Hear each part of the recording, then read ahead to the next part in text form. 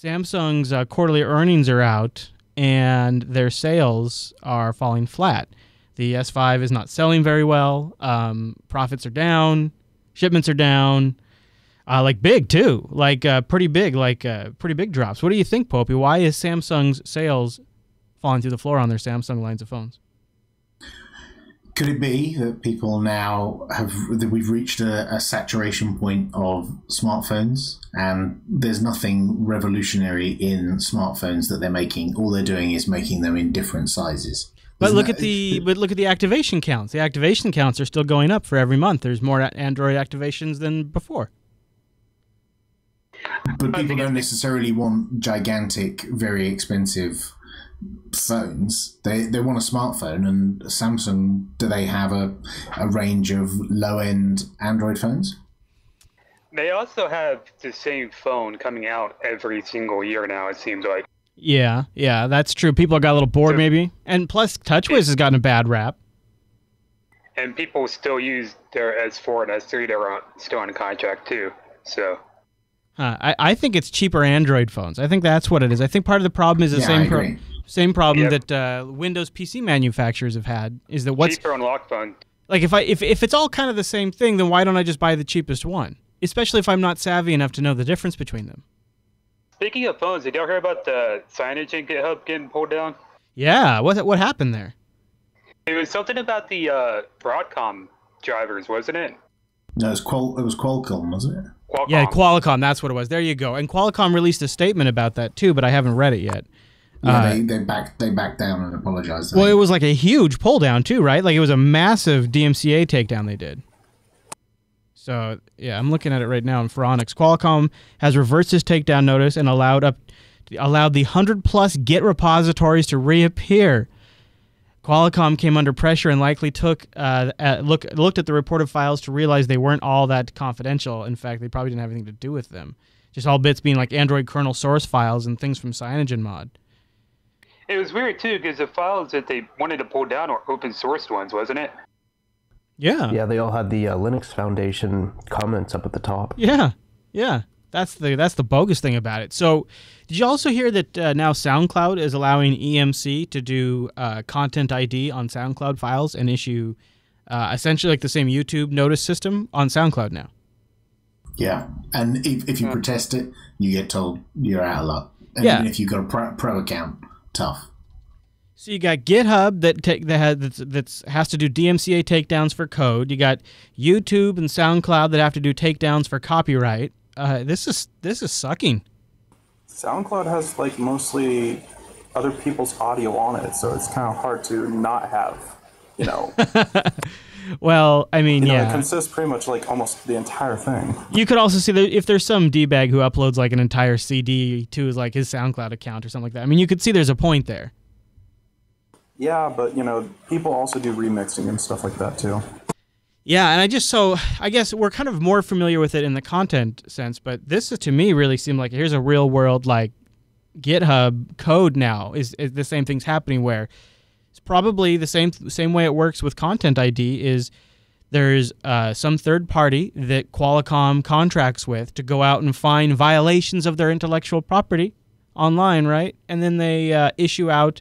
They do the whole thing. They probably have legal representation status. They issue the letter on behalf of Qualcomm, and it's like there's a whole industry around this now, and it now applies to code too, I guess.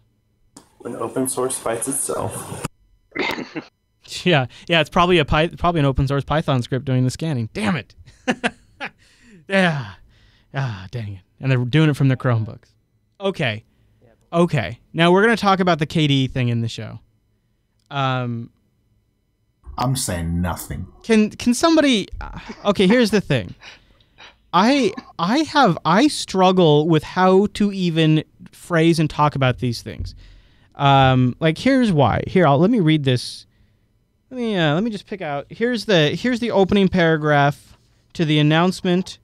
So here's the headline on KDE.org. KDE ships release candidate of Plasma 5.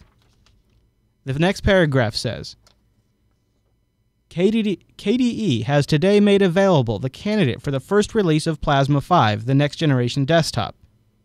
This is one last chance to test for bugs and check for problems for the final release next week. Okay, so here's where I get a little confused. KDE has today made available the candidate for the first release of Plasma 5, the next generation desktop. See, but the problem is KDE is the group and the community. Plasma 5 is the product, the desktop. So, but then there's also something else that's KDE. I don't know. I'm kind of confused on like there's a frameworks and then there's a Plasma they release. Right. So the frameworks are what are they called? KF5 frameworks, I think. KDE 5. Yeah. Right. Okay, so there's KDE 5 frameworks, then there's Plasma 5, and then there's KDE. Okay, so KDE is the group. Right. Which is KDE 5 basically though, right? Yeah. Right. Okay. So you have KDE the community, you have KDE 5, the next set of like underlying stuff, and then you have KDE Plasma desktop, or is it just Plasma? What's it called? Just Plasma 5? Desktop. Just Plasma. Yeah. Okay, just Plasma. No KDE. It's very confusing for me for some reason. It should not be so confusing. Saigo posted a picture earlier today about it. I think it was Saigo, where it's like equating KDE to Microsoft, Plasma to Windows, and 5 to Windows 7. Well, it's interesting that he did that because my first thought was this feels a lot like how Microsoft names products, and this feels a lot like the same kind of confusion that I get when sometimes I'm trying to understand a Microsoft product line. And I also feel like that same confusion in how Microsoft titles their products also translates into their products. And interestingly enough, I feel that same way about KDE. So it's interesting that Aaron made that same comparison because in my mind, when I was trying to sort this out earlier, the first thing that came to my mind is, man, I feel like I'm reading something from Microsoft right now. Isn't that strange that KDE, one of the desktops that is kind of heralded for being Windows-like, is kind of confusing you like Windows does? Oh, man. Check that link in the chat, Chris. Okay. It's got an Imgur link, which makes it all perfectly clear. All right, okay. Yeah, you should be able to get all that installed in Arch right now, but I tried to, and I could not for the life of me get it to work. Yeah, I figure I'm going to wait a little bit. I've been trying out the new theme, so... Because you got to use like the KDE unstable repo and everything to do it all. Yeah. Right now I've just been getting the next theme on top of KDE 4, the latest, and that seems to be the safer bet. But I'm a little curious to try out the new hotness. I really am. Something about it, man. I'm a fresh code hound. Like it's like a pie in the window, and I just start. While I'm walking down the street. Pretty soon, the next thing you know, I'm stealing pies out of old ladies' windows, also known as unstable repos. Okay, let me take a look at this. Imager. Now, only they could fix phone on. That would be awesome. Hey, there's Jos. Hey, Jos. Jos, join us in the Mumble room if you want. Bang Mumble to get the server info. Okay, all right, so here you go. Here is the Aaron Saigo. KDE is not your desktop. All right, so KDE is the organization. Plasma Desktop is the product. And then 5 is the version. Makes sense, right? Very simple. And you got Qt on top of that. So Qt 5 now too. Now, underneath that. Is it irrational? Yeah. Okay. So I'm just gonna say, like, hey, maybe if this requires an infographic, maybe it's too complicated. Is that just me being dense? Because I understand sometimes, like, I think I have like a bit of a disability or something and this stuff doesn't click for me, so I know I'm just maybe seeing this the wrong way. But no, I feel the same way. I mean, I looked at this and I was like, oh okay. Hey Poppy, where's that link that you gave? And then there's a piss take at the bottom. Now go boot your Microsoft, start Mozilla, and buy Adobe. Kind of, you're some kind of idiot if you don't understand that KDE is the organization and Plasma is the product. What kind of fool are you? I'm like, oh, all right then. I guess, but did it? Okay, so back like in the good old days, was it just straight up called KDE? And is that where the confusion come from? Is that back in the day it was just KDE? And then yeah, because before there was a Plasma shell, that was come about till KDE 4. So didn't they change the game rules on us? And they're like, hey, why don't you guys know the rules? Yeah, they're complicating the shit out of this. Before it was just KDE2 or KDE3, whatever, and it was Plasma. That's all right. KDE4. I mean, they could be worse. They could be pulling a Fedora and like changing their name and then changing their name back and then changing their name back to it, but not meaning the same thing. So wasn't there also the whole KDE software collection and malarkey? That confused me. I think that's still a thing. I think that's a thing still.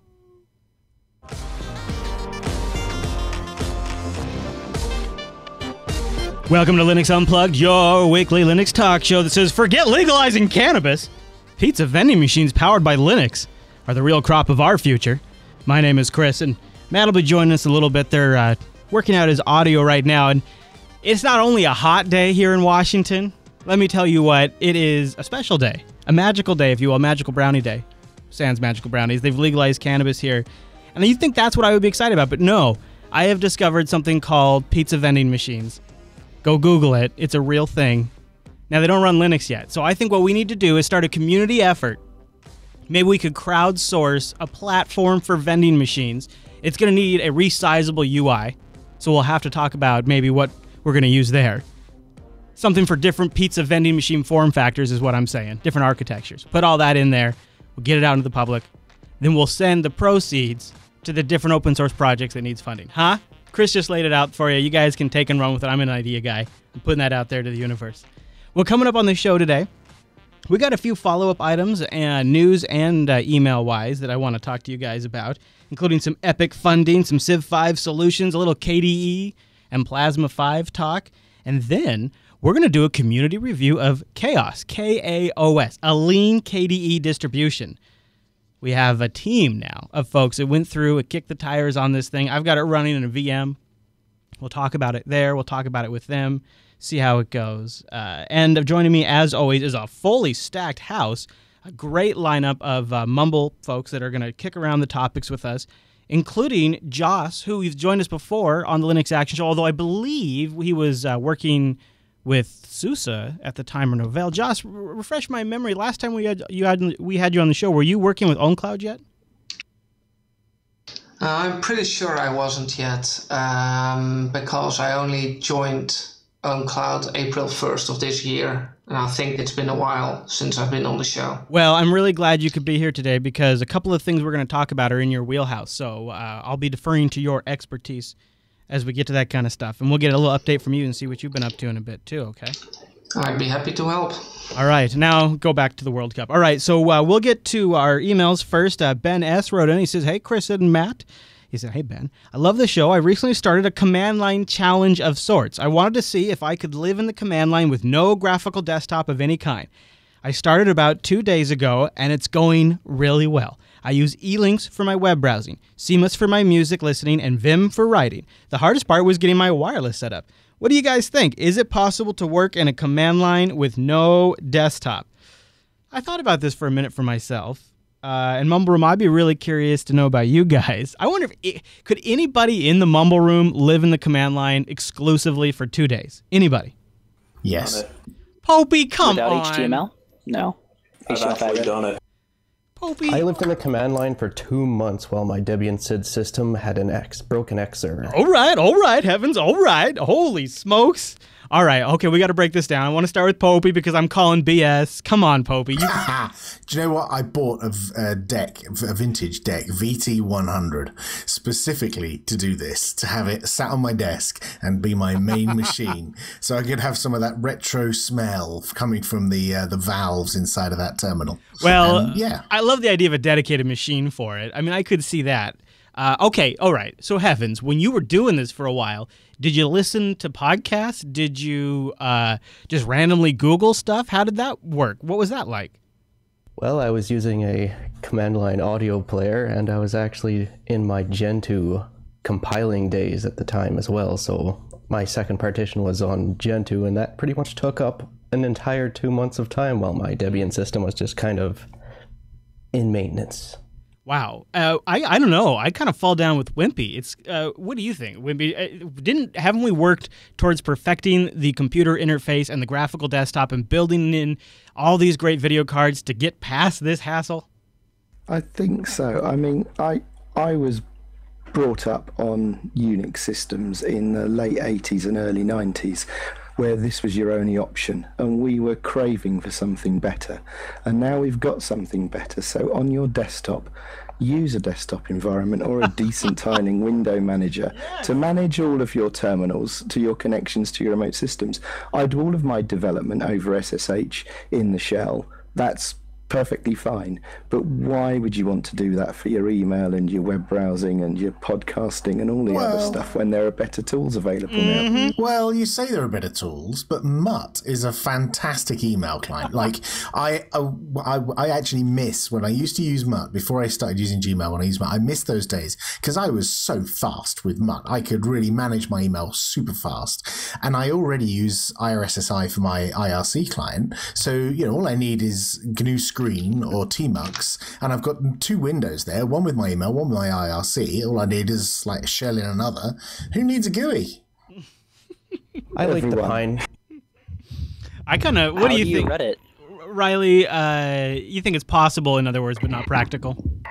Yes, there's several CLI tools that you could use in TTY mode, and you can use different TTY sessions for each one. Like you can have WeChat running in one TTY, you can have like MPD running in another, and do stuff like that. But it's just not practical in this day and age, unless you're like trying to rebuild an X or something. Yeah. That's kind of how I feel about it. I look at it and I think, boy, yeah, I could. If I didn't need to do podcasts, if I didn't need to do media production, if I didn't need to show web pages, if I didn't have to edit video, if I didn't have to play video or have to want to play video games, maybe, I don't know. Like, I love the idea of having like a fully set up account on my DigitalOcean droplet that's ready to go. Like could operate at any time and is a full command line only environment, but I wouldn't want to live Just there. out of curiosity, how do I sound over Skype? Because I suspect that this is not an audio problem. I think it's a mobile problem. Oh, you sound good now, Matt. Much better. You sound real good. You sound really good. Yeah. Wow, you sound really good, Matt. Like normal. Yeah. Well, good job. You guys fixed it. So good. Now Matt's joined us. I think he's gone now, but he has it fixed, so he'll be back. Anyways, I would like to know if you could survive on the command line. So let us know in the thread in the subreddit for this episode of Linux Unplugged. And let us know how it goes, Ben. Be sure you send in a follow-up if you ended up breaking, which I think you will. All right. Kernel Linux, open mic, Kernel Linux, open mic, Kernel Linux, open mic. All right, so I want to do a follow-up regarding my ButterFS stuff. I had failed to mention during the Linux Action Show episode on ButterFS about recovering that and expanding and reclaiming space and defragmenting. Samuel tweeted me and said, sorry if this was already mentioned to you, which it wasn't. Running defrag in general or recompressing on ButterFS will duplicate snapshots. So if you use ButterFS and you take snapshots, you need to be aware of that.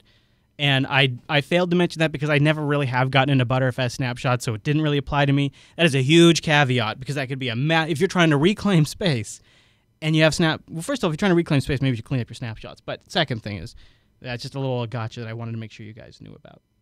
Hey, before we get into a couple of really great news items that just didn't make it into the Linux Action Show this Sunday, really exciting stuff for a super, super important open source project that we're big fans of here at the Jupiter Broadcasting Network. But first, I want to thank our first sponsor and a brand new sponsor to Linux Unplugged. You know, we had them on How to Linux and we decided to bench that for a bit so we could restructure it. But our next sponsor is so great for you guys that I said, hey, come over to Linux Unplugged. We'll work out the details. I want to make this offer available. And Linux Academy said, yeah, you bet. So here's what I want you to do. Go over to linuxacademy.com/howto. They've got a summer of learning discount. They're going to take 33% off, so you're only going to pay $50 for the quarter. This is a service that's been built from the ground up by Linux enthusiasts and people who are educators working together on a system that allows you to do self-paced training.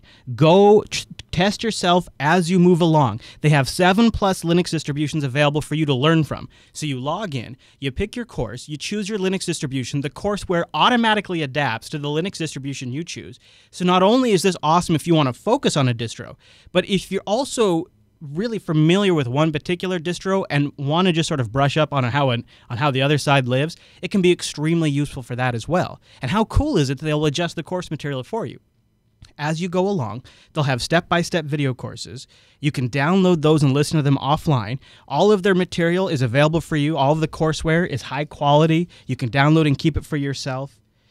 Test yourself, see where you're at, engage with the community, see what's worked for them. Take advantage also of the AWS training courses they have. Go over to linuxacademy.com/howto. It's a limited time URL because I really said, it's like, you guys, this is such a great offer. We have to offer to the Linux Unplugged folks. So we just made this kind of switch just the other day. So that's like an old school URL. If you want to be like a URL hipster, which I'm sure you do, right? Go use it, linuxacademy.com/howto. You can also take a look at some of their courses. They have the Linux Plus exam, Introduction to Linux on your desktop. They also have different levels of the Linux LPIC exam.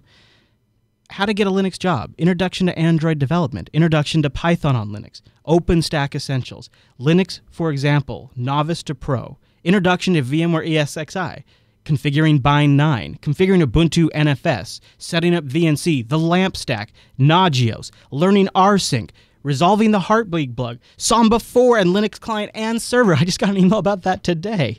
All of that stuff is available right now, including brand new courses for AWS. You want to become a hybrid technologies expert on AWS? Boom. They've got a course for it. You want to be an AWS certified developer or an AWS certified sysops administrator? Boom. They've got a course for it. This is what I'm telling you. Linux Academy has got this covered. And what's super cool about Linux Academy is you're going through the courseware. If you get to a point in the lab where you need a server, they on the back end spin up the virtual infrastructure required for you to do that course automatically. This is amazing when you're doing an AWS course because you don't have to worry about the cost to Amazon. And one of the other things that I think is truly exceptional about them is they've got this whole system all set up where you can log in at any point and get a snapshot of exactly where you're at. And while you're a member, you can take any other course. And I don't know how they do it, but they are adding content constantly. They're fleshing out the OpenStack stuff and the AWS stuff like crazy right now. This has never been a better time to go over there because they're giving you the discount for the entire summer. So go over to linuxacademy.com/howto. Take your skill sets up just to the next level. Make yourself maybe a little more employable. Make yourself look a little better on that next review or charge a little more on that next contract. Get your skill level up. You know you have the ability. Get your skill set up there. You know you can do it. And you can do it when you have time. linuxacademy.com/howto to get a 33% discount. And a really big thanks to Linux Academy for sponsoring Linux Unplugged. I've been using the service now since they were a sponsor on Coda Radio.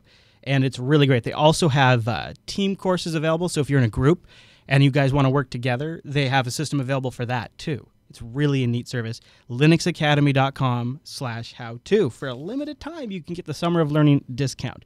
Okay, so Epic Games funded some Blender development, not just funded it by a little bit. This actually makes Epic the second major game developer to fund Blender development, period. This is a huge contribution to the Blender project. They're majorly excited about it. They're technically, I think, now the #1 sponsor in terms of dollar amount to the Blender project, which is awesome. And other contributors include Valve. Valve backed Blender earlier this year. I guess specifically, there's some export stuff that the Epic team wants to see Blender work on. I don't know if anybody in the Mumble Room knows any more about this, but I think it's pretty interesting to see as some of these big game companies begin to move over to Linux and look at it as a viable market. They're kind of looking at some of this infrastructure project stuff it's not necessarily a video driver. It's not necessarily how the kernel handles a gamepad, but it's still pretty important to the gaming ecosystem, and they're making some investments. They're not like, they're not like, hey, let's just invent our own thing. We'll come up with a way, and we'll create the way you should all be doing it. They're actually going to these existing well-respected open source projects that have been established for years and not trying to roll them, but just trying to work with them and contribute to them. And it's great to see now Epic jump on this too. Not to mention that they don't just do games, they also do a lot of movies as well. I think they did something with The Curious Case of Benjamin Button. I'm not exactly for sure on that. But, they do some awesome video graphics as well. Yeah, the Blender project, yes, very much so. They're kind of all about that. I know it's really awesome, and so it's good to see. Yeah, in fact, I don't even know if gaming is a really heavy focus for Blender, outside of the context of just a few things like that, other than character models and stuff like that. Now, if they can have that quality of graphics inside games at 60 frames per second, then I would truly be in heaven. Oh my gosh, the Blender gaming engine! Don't even make me dream, man. That's crazy. That's crazy. It'd be beautiful. I talked about some audio issues I was having, I think it was last week on Linux Unplugged when we were talking about KDE sound issues, and I managed to get them fixed. Turned out to be a config issue with the default fragment size buffer in Pulse Audio.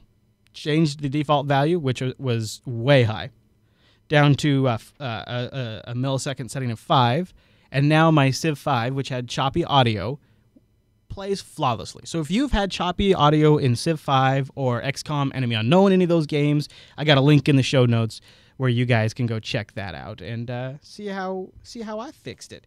Now, and this is the story. I'm really glad Jos is here because I have a hard time with understanding the way the KDE naming system works, and thankfully we now have an infographic that Aaron Saigo posted recently that tells us how it works. So here it is, ladies and gentlemen. KDE, the project, is happy to announce that they have shipped the release candidate of Plasma 5. Now, this is the first release of Plasma 5, the next generation desktop. This is the last chance for you guys to test and file for bugs and check any problems before the release, which is scheduled next week. So you have Plasma 5, the desktop component. Then you have KDE Next, a.k.a. KDE 5, sort of the architecture component. Jos, is there anything you want to jump in on here on this story? Are you trying it out? Any insights here you can share with the group? Do you have a link to that that image? Because I'm kind of curious about it, because especially KDE Next is something I've never heard about. So that's kind of new to me, which is rather odd. Okay. I mean, there's the idea behind the next thing that I do know is that the developers currently refer to an upcoming Plasma release as Plasma Next. But that is always referring to the upcoming Plasma release. So after Plasma 5.0 is out, Plasma 5.1 would be referred to as Plasma Next, which is like kind of a code name, right, eternal code name for the next release. And so, for example, if I have this timing right, like for the 5.1 release is already scheduled for October 15th, a Tuesday, if things all go according to plan, if things work out the way the project wants them to. Okay, I hadn't seen that date yet, but and I actually thought it would be coming next month. So today,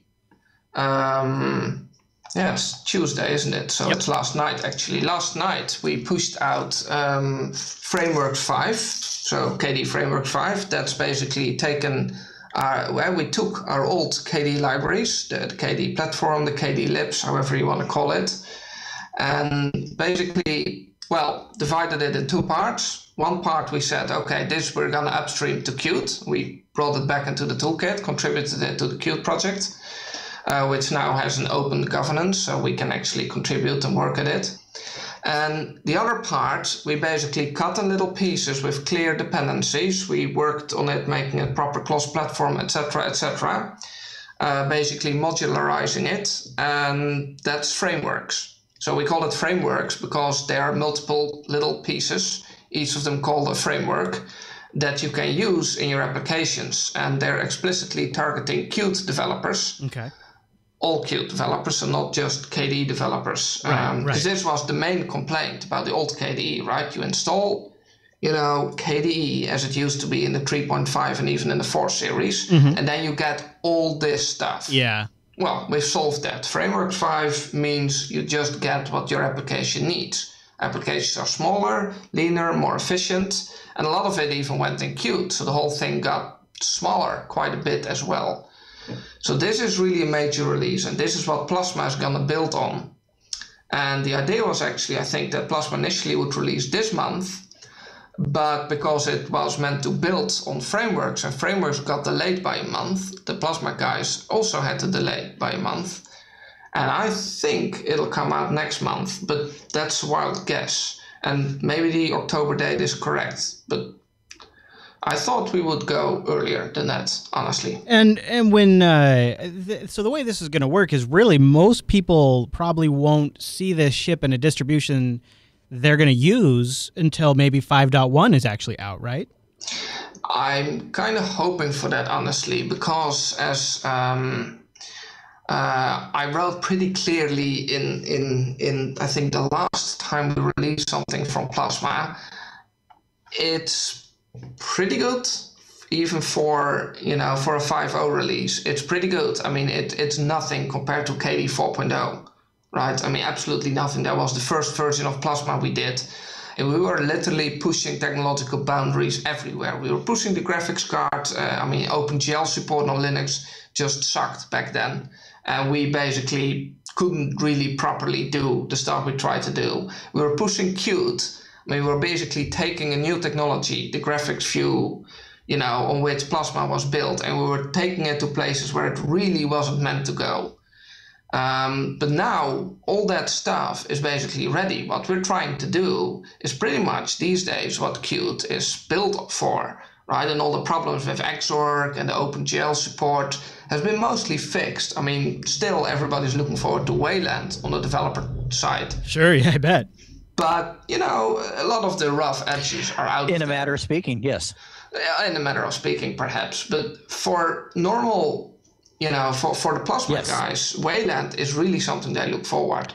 So the first release, on one hand, I mean, it's a first release, okay? We've ported from Qt 4 to Qt 5. We ported from Platform 4, as we used to call it, to Frameworks 5, which is brand new in itself. So, yeah, you will definitely bump into some rough edges here and there. But at the same time, we fixed a couple of really fundamental issues that were holding us back. And you couldn't place, I mean, a lot of people complain about the placement of things, like it didn't look really right. Icons were just the wrong size. They weren't aligned properly. That was all because we simply couldn't get that done in Qt. Okay. And now we can.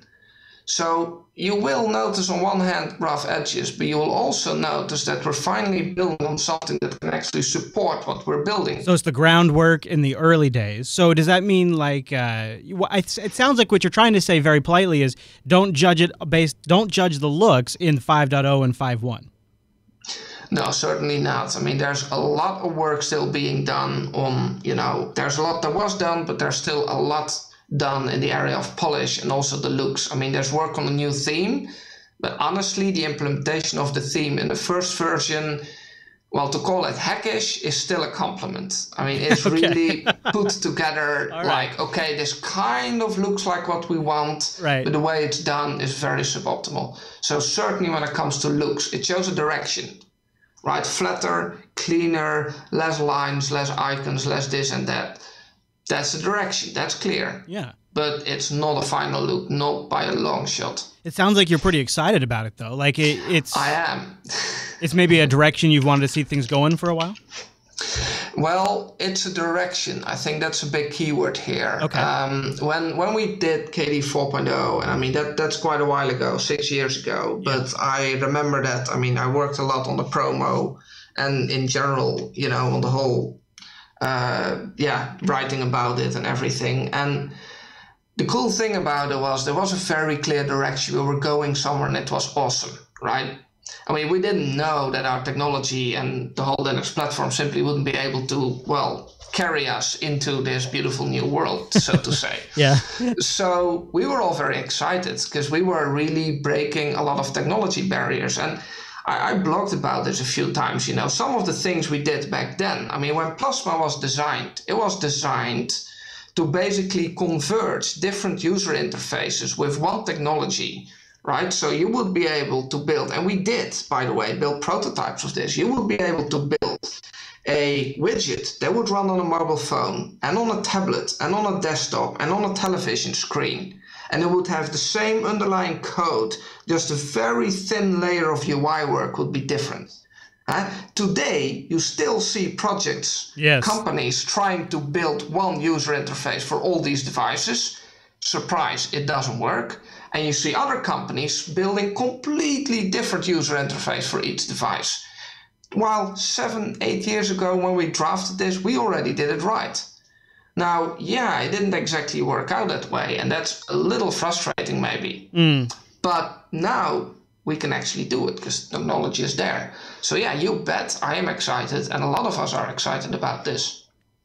Well, I recommend that if folks out there want to know more, check out where KD is going. Jos just posted part 2 a couple of days ago. So check that out.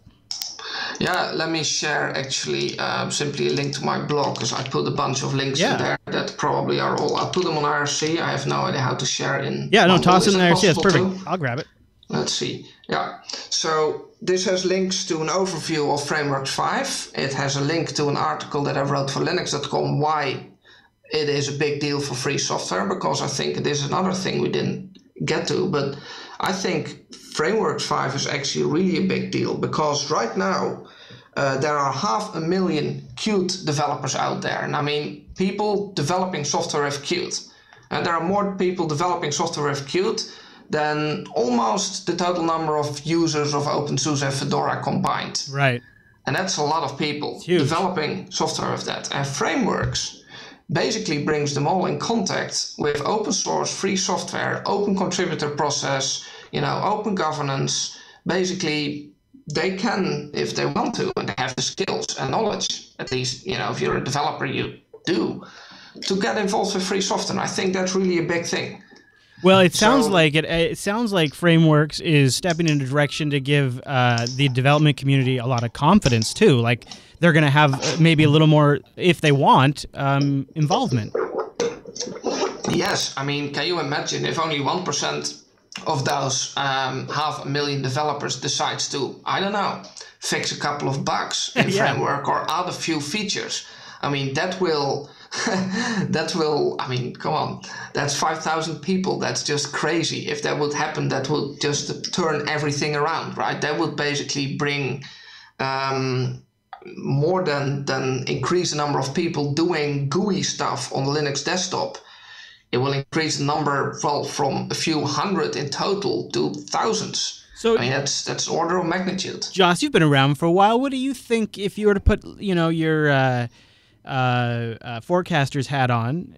How long until Frameworks 5 has been out, Plasma Desktop's been out for a while? How long until it's at critical mass and it's actually making a palatable difference where people look back and go, "Oh wow, this is really taken off"? How far out is that, do you think? Honestly, I think there are two scenarios. If this direction stays strong, and I think you needed to have a clear direction as a project, and honestly, KDE, in my opinion, has been missing that in the last couple of years. But if it stays with a clear direction and gets people together and say, I mean, this doesn't look good, we need to fix it, and we're just gonna fix it and not, do something fancy somewhere else, right? Because this is the thing that you see a lot in free software. People love building big stuff, and you ask them, I'm quoting Frank Karliczek actually here, the guy who started Unplugged. He has very interesting opinions on this, also been on the board of KDE, and he always says, a lot of free software developers work like this. If you ask them for a house, they'll build you a skyscraper, take out the top and say, look, here's a house, right? And this is the thing you can't really do. If you care about the goal and getting something done, you can't do this. So this, in my opinion, is one of the things that needs to change. It's changing a bit, but maybe not enough, maybe, I don't know. If it does change, by the way, Gnome, in my opinion, has gotten this one down, right? They have a very clear vision and they're implementing it. And what doesn't fit, they say no. They're a little extreme, in my opinion, in it. But, if we can find a middle ground, then I think in a couple of years, you will really see a big difference. I mean, this can bring hundreds of people, maybe even an order of magnitude increase in people contributing to the KDE project. We already started on that road. Since we started with frameworks, and since we started with some changes in our government, we recently did a manifesto.kde.org. And since then, we had 7-8 projects join us, including gcompre, which is downright a known project that decided to join KDE for, bringing software to multiple platforms like Android. So if that continues, that could really make a huge difference. But the other scenario is, of course, the bad one, in which we lose direction. Yeah. And then, well, I mean, KDE will still be a cool project and it'll still continue, but it'll be where it is today. The Linux desktop will be where it is today, which is unfortunately pretty much irrelevant. It's cool for the people who use it, but let's be honest, what do we have? 0.7%? It's not enough to move the general needle yet. Exactly, we haven't. And, to move the needle, we need to really change a couple of things. And that's not just technology, that's also people. And on that side of things, I honestly don't know. As far as I'm concerned, this is a 50-50 thing. How much of this is a question that kind of came from Heaven's Revenge? How much of a compatibility break is there between the version 4 of KDE frameworks and whatever it's called there, and the new versions of all that stuff? Will applications, say, designed for KDE 4 desktop work okay on the Plasma 5 desktop? I'm pretty sure there will be some quirks there, honestly. I think the best thing is if applications move. And I think the plan is to start moving soon for the KDE applications. They are now on the 3-month release cycle. 4 months, actually. I'm not entirely sure, but I'm pretty sure they will start moving well before the end of the year. A couple of them have been ported already, and it's actually going pretty quick. I know that an initial port of Dolphin, the file manager, which is a pretty complex application when you think about it, was done by someone not too familiar with the code in, I don't know, a few weeks. Okay. And there was... So it's not too bad. No. We have scripts that actually really do 99% of the work. So I love that. I think we will be able to... Basically, you will be able to run a full Framework 5 based desktop, with Plasma and the KDE applications all on Qt 5, probably summer or the end of the year next year. Some parts will take a little longer. I know the people about KDE PIM.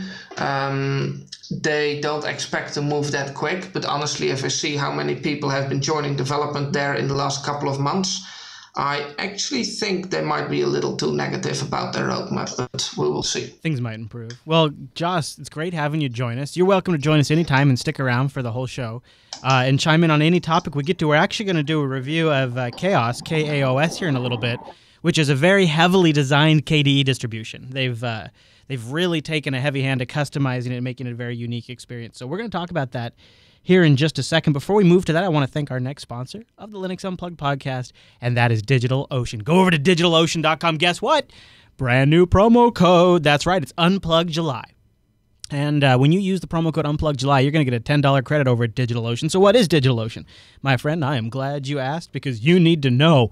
Did you know you can have a Linux server up in the cloud that you have root access to in just about 55 seconds? That's right. And pricing plans start only $5 per month for 512 megabytes of RAM, a 20 gigabyte SSD, one blazing fast CPU, and a terabyte of transfer connected to Tier 1 data centers and Tier 1 bandwidth all over the world. In fact, DigitalOcean has data center locations in New York, San Francisco, Singapore, and Amsterdam.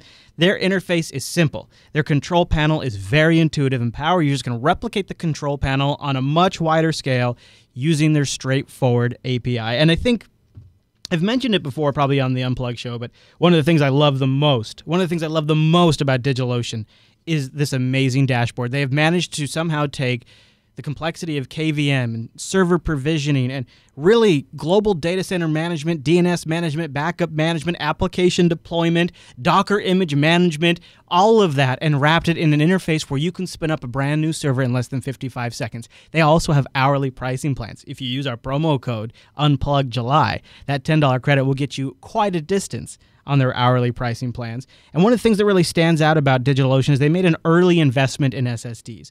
They saw how this was going, and they realized if we could take the flexibility that using Linux and KVM gives us, match that up with incredibly performant disk I/O, then that increases our density so we can host way more systems. The users get more performance out of their box because the CPUs aren't sitting around waiting for the disk I/O. You don't have to have these massive expensive RAID arrays of spinning disks. SSDs deliver the performance of an entire array.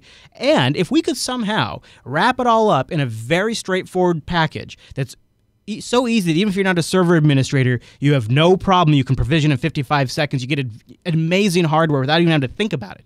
They took all of that, all out there, brought it together, wrapped it up so intelligently, so well done, with a real vision and purpose, and now DigitalOcean is blowing up. Developers love DigitalOcean. Linux enthusiasts love DigitalOcean. But do they have a special promo code? Don't think so. Unplugged July to get a $10 credit. Check it out. Some of the DigitalOcean locations also have private networking, which is great for a web backend. Maybe you want to have some front-end web servers access a backend database server. And by the way, that private networking doesn't count against your bandwidth.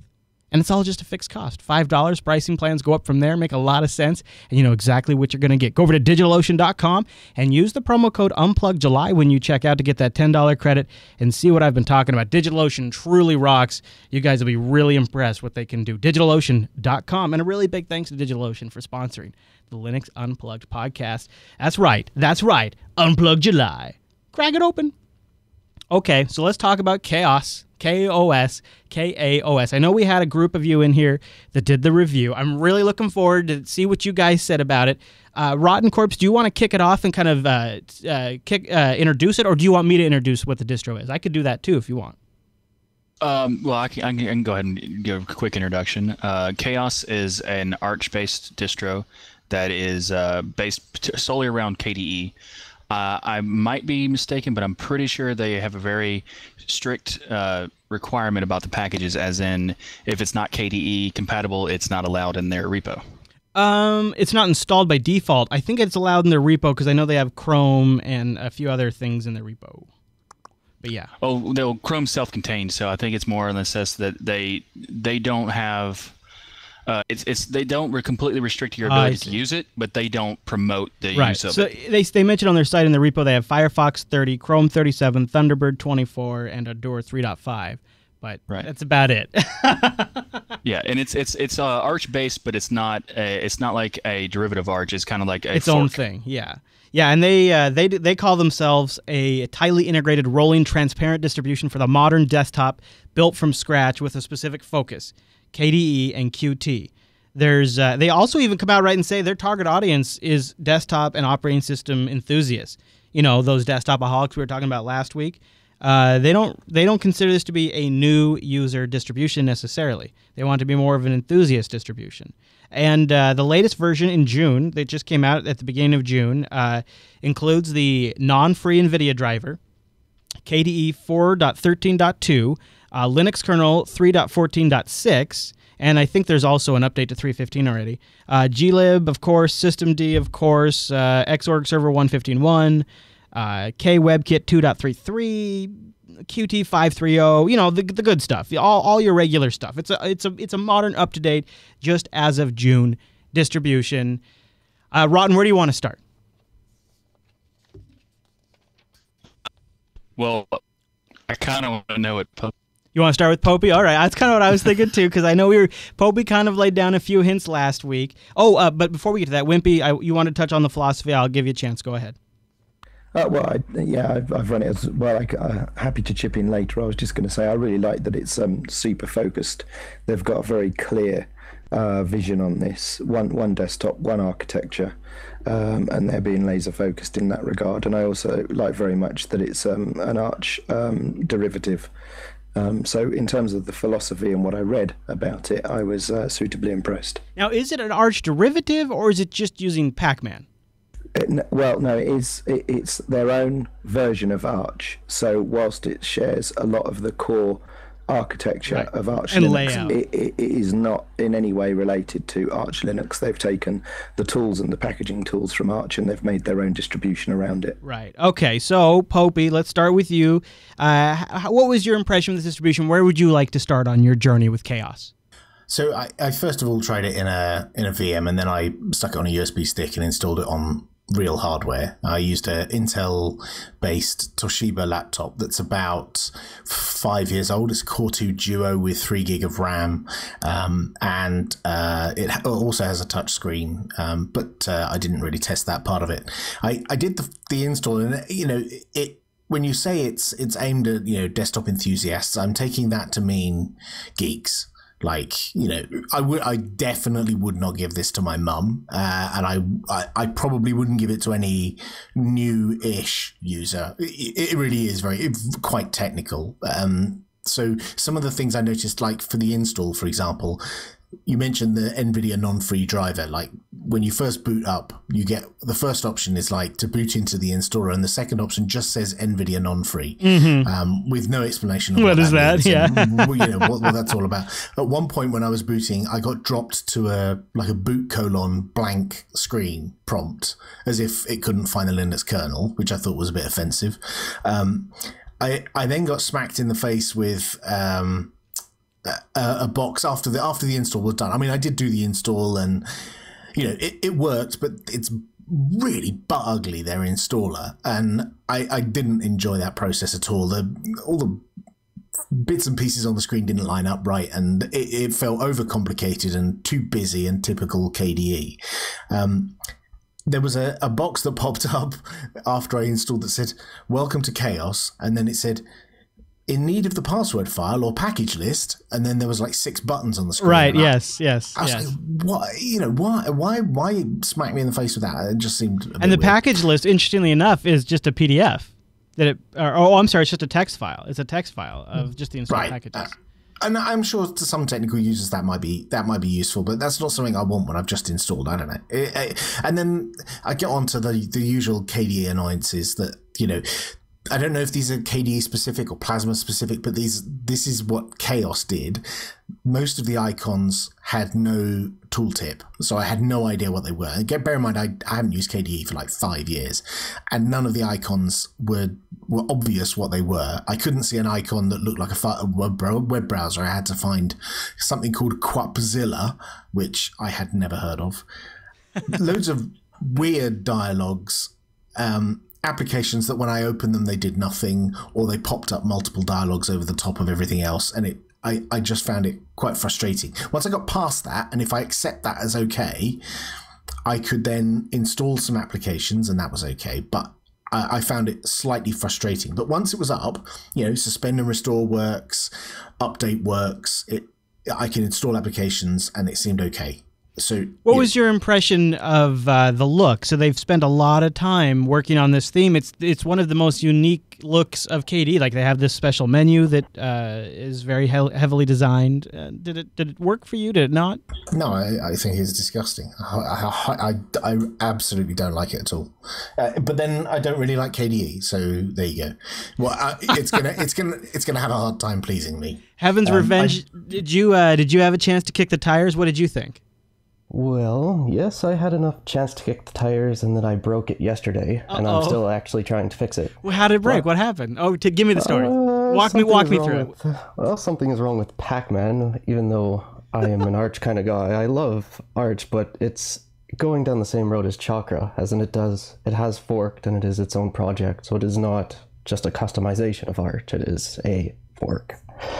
I completely took away that custom bar at the bottom. I put the normal kicker or the normal Lancelot menu back. I kind of had to get used to Octopi, considering it's kind of weird. But their Pac-Man, package manager, it has a very interesting progress bar. It's like a Pac-Man eating little dots as it goes across the screen. Yeah, which is a setting. I have that on my Arch box too. It's fun. I've never seen it before, but I've seen that in this, and it seems quite custom. The file system structure is all just pretty much like Arch. They didn't change too much of that. I've missed too much of the AUR. I cannot access the AUR, even though they say it accesses the CCR, but no, screw it. I also had a friend, which is he's dabbling in Linux. So I gave him a choice of 3 or 4 different Linux distributions by putting a few virtual machines up and saying, here, what do you like? Do any of these catch your eye? And the thing is that with KaOS, since it is a custom distro, all the packages are custom built for the actual distribution. That means there is no Wine, there is no Windows emulation layer, and there's no Steam to act, or at least in the repos. If anything, you'd have to go and get it manually. So he needed Wine. He wanted to play like N64 emulators that isn't available on so that was a showstopper for him. Yikes. I found the Pac-Man log viewer to be quite interesting, because I've never used Octopi before because I'm not much of a Manjaro fan, but you can kind of get used to the package manager. It is very user-friendly, but the distribution is not aimed at new users. It's aimed at people who can break their system and, like me, is attempting to fix it again. Right. That is true. It is kind of an odd mismatch. And Riley had a question, I think probably for the group, about 32-bit. Go ahead, Riley. Yeah, according to the website, they don't believe in 32-bit applications. Like they were saying, in this modern day age of computers, they refuse to have 32-bit applications on their system. Well, so that pretty much means that Steam will not be supported ever at all. Yeah. And gaming is pretty much out of the question. Yeah, and they feel that to make the perfect desktop, they have to target a specific platform. The way they phrase it is they have to take it right, and that was kind of like, we're not doing 32-bit because we only want to think about 64-bit. Was that kind of the reasoning? Yeah, that's what it sounded like to me when I read the website. It's unfortunate because I do believe in 64-bit, but our 32-bit past has still not completely left us. I agree. Wimpy, I think I'm in sync with you. They call the distribution KaOS, but what they're really striving for is sort of absolute control, and maybe not necessarily control, but absolute. It's exactly what they want it to be. It's exactly what they want to present. Do you pick that up too, Wimpy? Well, yeah. My point is that the tagline is a lean KDE distribution, which is an oxymoron since it juxtaposes lean and KDE, and those two things are contradictory. And my experiences with it were. When I first installed it, I installed it on some hardware that only had 768 meg of RAM, and the installer spits out a warning to tell you that the installer requires 1.5 gig of RAM to run. Oh. And you can proceed if you like, but you need to be fair warned that you need 1.5 gig to install it. So that was my first really lean. I need 1.5 gig of RAM. So yeah, that's not so lean, I suppose. No. So anyway, I got over that one. I went to a machine with more memory and got through the installer. What was your impression of the installer? I've noticed the disk partitioner is pretty interesting, right? The way it really works is you hit the advanced button. If you have a drive that has no partitions, you immediately have to go to the advanced button, and then from there it launches KPartition Manager, and then you partition out the drive the way you want. Then you go back into the installer, and then once you're in the installer, you have to flag these partitions where you want them to be mount point wise using a different application, and flag them again to be formatted. Did you guys find that to be wonky? Exactly. I didn't have that.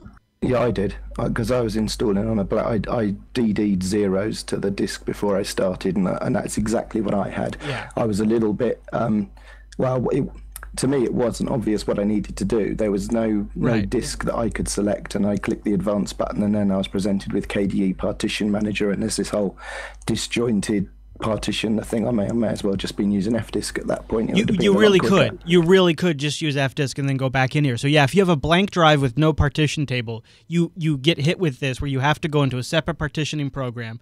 Not a huge deal, but it does partitioning on itself. But there's a button that I can't remember where it is, but that installer does do partitioning. I partitioned my drive in the installer, which was terrible. Those buttons were grayed out for me. If you've got a disk with no partition, not even a table written. Yeah, exactly. Yeah, you had to partition table. Yeah, you have to do it mandrolically.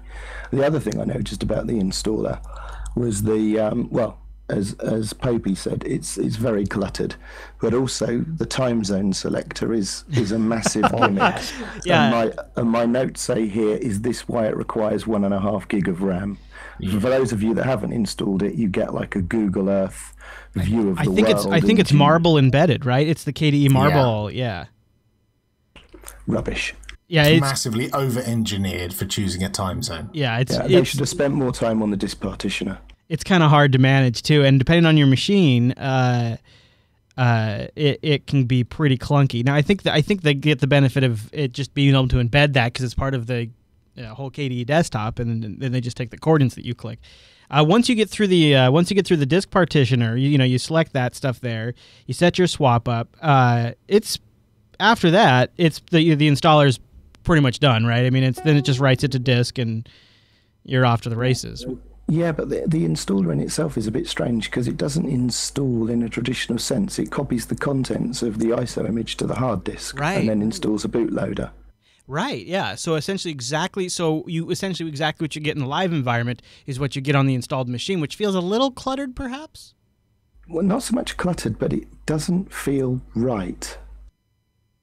Yeah, it doesn't feel quite like an installation. One area where Integros sort of shines here, again, coming from the Arch roots, is you could have a 3-month-old ISO of Integros, but when you install it, it is pulling down the absolute latest KDE or GNOME. It is pulling down the absolute latest kernel, and so it is super fresh packages that are being written to the disk. I don't necessarily... if you call yourself a rolling release, that would be nice, but that can mean different things. And I'm not trying to be critical of the way KaOS does it, because I also, on the one hand, really like the idea of somebody taking a really kind of like Jos was talking about, a direction with a KDE desktop and saying, this is our look. I think I kind of applaud them for saying we're only going to support 64-bit. I mean, that eliminates a huge portion of the market, but they're okay with that. They've made that. They're obviously aware of that, and they've made that choice. And in some ways, I think we need to see more KDE desktops where the people that are implementing it stop saying we can do everything and start saying we're only going to do these things. And I think it's going to take years of doing that to make it really awesome. Isn't that kind of a contradiction to the KDE project, though? Because then they always want to do everything, which is a double-edged sword. It's great and also a negative. Yeah, very true. Once it was installed, I found there were some odd, strange applications that didn't seem... It seemed like if they were going for real polish, they've chosen some odd things to throw in there, like apps that, well, A, don't work or do weird things or pop up strange dialogues. It seemed like that once they got the installer done, it was a bunch of applications thrown in as well, just, because they could. Do you think it's a Qt bias where, like, well, we only want to feature Qt applications? Oh, my install failed. Bummer. Darn it. Well, that's no good. Well, there you go. I don't know. That could be for a number of reasons. Who knows why that died, but there you go. Man, the introduction the inclusion of Kubzilla is okay. It's a very unusual browser, but it's still WebKit based, so it's good. And the one weird one is the appear.in website, which is an WebRTC Skype replacement bookmark. Okay. Yeah, I see that. That is.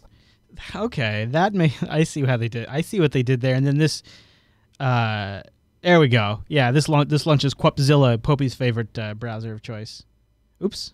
Well, I did manage to find Chrome in their package manager once I figured out how to actually launch it, as I bitched and moaned about last week, using their menu, just searching for the word update or upgrade, couldn't find the update manager or whatever package management tool. Yes. It was under add remove programs, which seemed a bit bizarre to me. This is the only Linux distribution on which I was able to actually look at every single package and read every single one, except from the PBI listing of the PCBSD when it first started making PBIs. That's when there were so little amount of them there. Because they have such a limited amount that one human can actually read through the whole list in a reasonable amount of time?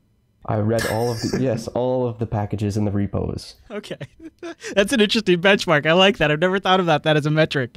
But boy, interesting. So it doesn't sound like it doesn't sound like anybody's necessarily coming out with a recommendation. Anybody? Well, I would say if you like KDE and you want a pure KDE desktop, then this might be an option. And if you're willing to forego the 32-bit stuff, you're missing Steam, Skype, Wine, some of the three annoyingly proprietary things that lots of people want, then yeah, it's and okay. Flash. I mean, it works. And Flash, right? No Flash. Oh, who needs Flash? Steve Jobs told us years That's ago. True. We don't need That's that. true. We don't need that. We don't need that Flash. Yeah, but actually, to me, all of those limit requirements are completely irrelevant to me. So KaOS is a potential option. And Wimpy, you wanted to say not lean. Yeah, so some months ago I did I've mentioned this before, some resource consumption benchmarks for Linux desktop environments, and they were all conducted on Arch Linux, and I've got some scripts that automate those tests. So I thought, right, here we go, let's see how KaOS lives up to its lean statements. So KaOS, when I run my scripts, which is bring the system up, wait for all of the auto-started applications to execute, and wait for disk I/O to settle, and then use PSMem to gather the memory usage. Very nice. So KaOS weighs in at 319 meg after first boot with no applications being launched, which is okay. But a full KDE 4.13.1 on stock Arch under the same conditions weighs in at 302 meg. So only 17 meg, but leaner. So it kind of raises the question, if the tagline is it's a lean KDE, but it's not as lean as the parent OS, they're kind of missing the target on that one. Well, Wimpy, I would say that it is quite lean in terms of CPU usage, as it is equally as efficient in CPU as Antergos is under GNOME or running GNOME. The GNOME desktop, it's a little bit like 100 megs more when it comes to RAM consumption, but the CPU usage, it's actually quite good. I was surprised. It's been pretty robust for me as well. Mine's got an uptime of 7 days on my laptop, and I've been updating it regularly and trying out various applications. So, despite all the gripes and bitches and moans that I've said that I don't like KDE, it's stable. If nothing else, it works, and the apps that do work fairly well. Very good. I mean, and if you want to see sort of an inspired KDE design, it's worth checking out from that standpoint, at least in maybe a VirtualBox instance. Also for me, I've tried it before. It never really manages to quite grab me. I look at it and go, oh, yeah, I do see what they're trying to go for. Good for them. And then I kind of go about my day and I just use a more general purpose distribution. But I respect it. You can check it out at kaosx.us. Yeah, go ahead, Evan. Oh, well, I would say that it would be a good recommendation for anyone who is wanting to learn the Pacman package manager, but doesn't want the complete, I'm going to go balls deep in Arch and get way over my head. If you can run Antergos, then sure, that's okay. KaOS is also another good alternative in order to just learn the Pacman package manager. Yeah, or Manjaro, or Chakra, or I've had my Chakra days back when it was first created and when it was first starting to fork. That's why when it went on that path of forking away from Arch, I now stay clear of any distribution that wants to fork from its parent. Yeah, that's kind of, that's a whole, all right, we'll save that for, I think we actually want to do a future episode on that topic. I got a couple of bits of business, and we can do some more closing thoughts on the review. So, Mumble Room, compose your thoughts for a second. We have a couple announcements too that I want to cover real quick. But first, I want to thank the folks at Ting for sponsoring Linux Unplugged. Linux.ting.com. That'll take $25 off your first device. Linux.ting.com. Go own it. I mean, why not? They put Linux in the URL just for you guys. Now, what is Ting? Ting is mobile that makes sense. $6 a month. That's all you pay, and then it's just your usage. Ting takes your megabytes, your minutes, your messages, adds them all up at the end of the month, whatever bucket you fall into, that's what you pay. Plus, no contract. Thus, no early termination fee. What? I know. It's actually how mobile should work. Don't pay into some big old contract where they're trying to get a little off the top from you every single month. Just pay for what you use. And every Ting plan includes all of the things you'd want. You got your built-in hotspot and tethering. You just turn it on in the operating system and just pay for the usage. You don't have to be in a family share plan, I think is what my last telco called it. You don't have to be any specific kind of plan to use the tethering feature that the vendor built into the operating system. You just turn it on and use it, because you own the device. In fact, Ting's perfectly happy if you just want to use them as a mobile ISP or make phone calls all day long. And of course, you can have multiple devices. It's just $6 per device. Fact too is if you have multiple devices, it's a great way to save money. It's a fantastic way because each device is only paying for your usage. So your heavy talkers just pay for their talk, but the folks like myself who don't use a lot of actual phone minutes, you don't end up paying for those people. It works so well. We have a couple of phones here for the Jupiter Broadcasting crew, and it's fantastic. It's a perfect fit for us. And there's no way any other value would work for us. It's perfect for us. But I think what really at the end of the day matters is it's super easy for us to manage and keep track of exactly where we're at. Ting Matches, their awesome online dashboard that gives you a clear indication of where your bill is. You can turn services on and off, deactivate, activate phones. Like I've bought in several phones from Ting all through the dashboard. All activated, deactivated phones through them. I can set up call forwarding, my voicemail options. And if I ever get stuck, Ting has no-hold customer support at 1-855-TING-FTW. Anytime between 8 p.m. and 8 a.m. and a real person answers the phone. They've also got help.ting.com and an awesome blog where they're posting stuff all the time to get you updated on what the Ting crew's up to, apps you might want to check out, ways to save money, all kinds of things, events, giveaways. They all have that at the Ting blog. Start by going to linux.ting.com. See what I'm talking about. Get that $25 credit. That paid for more than my first month. That gives you an idea of the kind of value you can get. And check out that savings calculator. Go to linux.ting.com, click what would you save. Put your current bill in there, and here's a tip. Put what you're actually using right now, so the actual data, minutes, and text that you're sending, and look at the difference. For me, it's like $2,000 every 2 years. That's a new laptop every 2 years just by switching to Ting. Linux.ting.com, linux.ting.com, and a really big thank you to Ting for sponsoring Linux Unplugged. Love it. My mobile phone provider for well over a year now. Matt's too. So coming up in just a few short weeks, I wanted to mention too, we're going to do another community review. So if you'd like to be involved with that, go over to the show notes. We have a form you can fill out. If you want to be drafted to do one of our community reviews, we'd love to hear from you. So go to the show notes for Linux Unplugged, scroll down towards the bottom. You'll see the Jupiter Colony review draft, and just fill that out there. And we'll be calling on more review guys.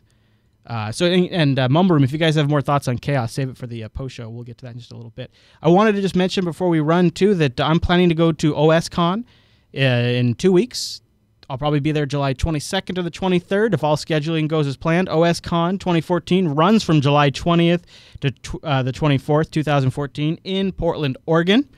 And I'm going to be there for right dab, boom, in the middle of it if all of our timing works out. And I'd like to know if you're going to be there, too. We could do a little meetup. Maybe have some beers, eat some burgers, high five, fist bump, whatever you'd like to do. Talk about Linux. Just make sure you call it GNU/Linux when you are talking to me in person.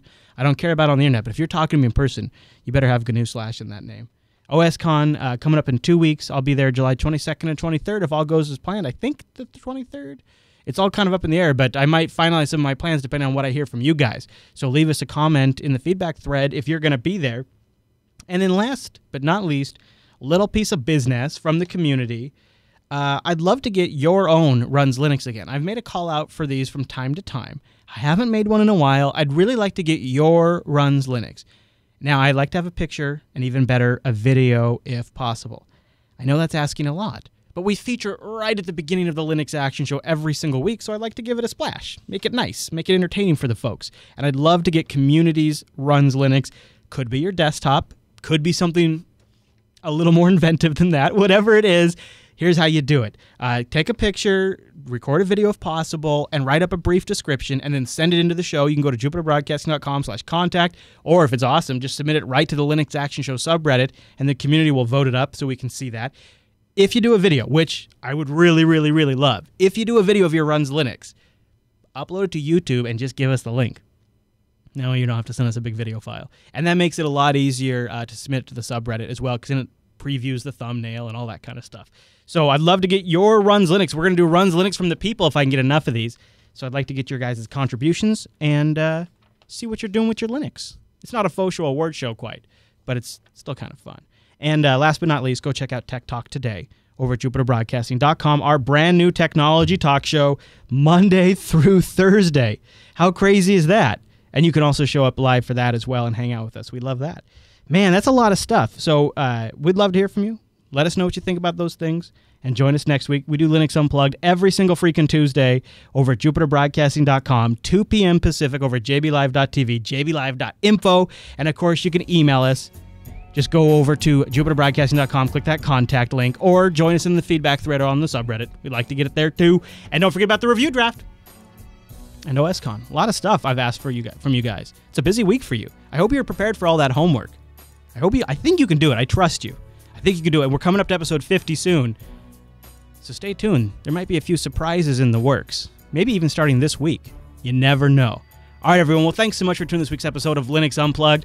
Be sure you join us next Tuesday. And if we don't see you on Tuesday, we'll see you on Sunday for the Linux Action Show. We got a big show coming up. See you right back here next Tuesday.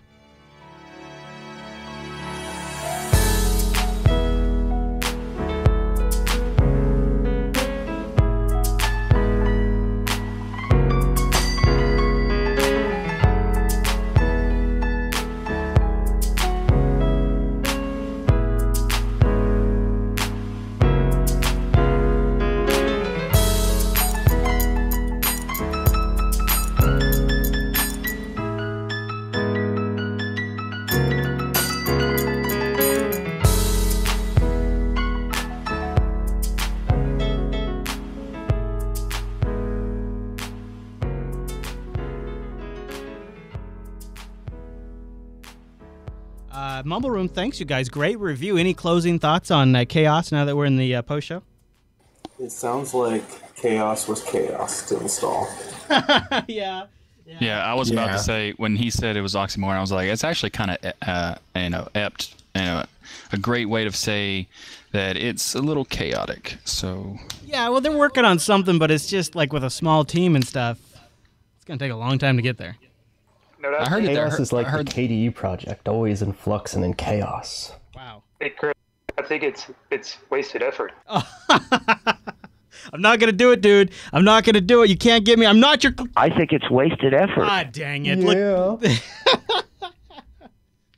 Like the review went well. Popey, I expected Popey to bring out the knives a little more and start stabbing, but he kept it dialed in. I did that last week, and I got beaten up on the subreddit. Oh, Eric, how are you feeling? Yeah, you all right? I'm sorry. I just don't see the point when you don't include or allow 32-bit applications. That does not make any sense whatsoever for a user. Can't take wine out. 32-bit sucks. No, screw that. I actually like 64. I don't want to do 32-bit. Give me fucking 256, 512 vectors. The bigger the better, baby. There are still Atom socks that are 32-bit only. Give me a friggin' PHY coprocessor or some shit. All right, Eric, how are you doing? Did you survive? What happened to you last night? So my appendix decided it wanted to say F you, bye-bye. Oh, whoa. Oh, heck, are you okay? Yeah. Yeah, I just got home from the hospital. They removed my appendix laparoscopically. Right now, I'm actually doing okay. In a little pain from the incision, but otherwise I'm fine. Did they give you any good drugs? Dude, I got hydros. That'll do. Okay, so is anybody going to keep running KaOS after today? No. No, Pretty I much will no not. chance. Yeah. Do we already have some? Oh, go ahead. My biggest problem with it was it is super focused and very geared towards a specific set of applications, which is good on the one hand, but on the other hand, it means that there's fewer packages available in the repositories compared to Arch. Right. And that even includes some really useful command line, shell utilities that you would just install because it's just part of your standard tool bag. And it was really frustrating to say, right, now I've got to go and find the source code for this because the AUR doesn't work properly. And then you find yourself looking at it and you're thinking, well, Antergos' installer is far superior. They have KDE as an option, and then you've got the entire Arch package repository at your disposal after the fact. So why wouldn't you just go to Antergos and tweak the theming? Or if you don't want to use Arch, just use Chakra. Or there's another one called Frugalware too that's been around for quite a while. Yeah, that's a good point. Frugalware's, that's not so great either. Have you run that recently? I haven't used Frugalware in forever. They've been around. So do we already have an idea kicking around for the next distro we're going to do a community review of? I'm loving it. I think we should do another one. What about Calculate? Well, it hasn't been officially decided on, no. So, okay, we got a couple ideas, though. Yeah, we have some ideas. Okay, well, we should announce it soon so people can get on board. Can I toss an idea into the hat? I've never run this distro, but I heard some friends review it a couple of months back. I think it's Simplis or Simplis. Simplis, yeah. Yeah, Simplis they really raved about it. So if you want to pick one that might actually get some positive feedback, it might be worth tossing that in the hat. I actually do like Simplis. Linux Barbecue is another idea. I like that one. That's almost one I want to do. Yeah, we're going to need like 6 months to review that one, though. So it's got like 80 window managers and desktops. All right. Well, I mean, Linux Barbecue is actually kind of easy because it's more designed to be like a distro to be played with, not necessarily actually be used. So they don't even want you to install it ever. So it could be easier in that sense. It definitely feels a need, though, because some of those tiling window managers I've never used, and I'm thinking, one weekend I'm just going to fire that up and have a good old play. They don't do anything to them, so it's just the default setup. So that's what I want. Monad will be nothing. Right. That's what you want. That's the benefit. If you're going to learn these things, you need to start with a blank canvas and then figure out how they're put together and what you can do with them. All right, so Chaos Theory is our current leading title. You guys like Chaos Theory? I like that. That is perfect. Okay, all right, yeah. Okay, very good. Well, that was fun. It's interesting too to like hear your guys' thoughts on it, because sometimes because I tried out KaOS before. I think I made it a spotlight one time or something like that on LAS. And so I went through the installer once before and kicked the tires for a couple of hours. And I remember thinking a lot of the things that you guys thought. So it's interesting I don't know, validating is the right word, but it's like, okay, yeah, that thing that bugged me also bugged 3-4 other people. So it's like, well, I'm not totally OCD. Maybe it gives you like a disconnect, so it's not you bashing it as well. Well, yeah, I'll play good cop, sure. KaOS hasn't been around for that long, though, have they? They've only been around for a couple months. No, because back in the last year, I think, wasn't it? Yeah. I think I covered them almost 6 months ago or more. I can't remember, but we didn't do a full review, so. Oh gosh. I thought it was newer than that. Huh. It moves so fast. Yeah. All right. Well, all you jerks, go back to watching your sports ball.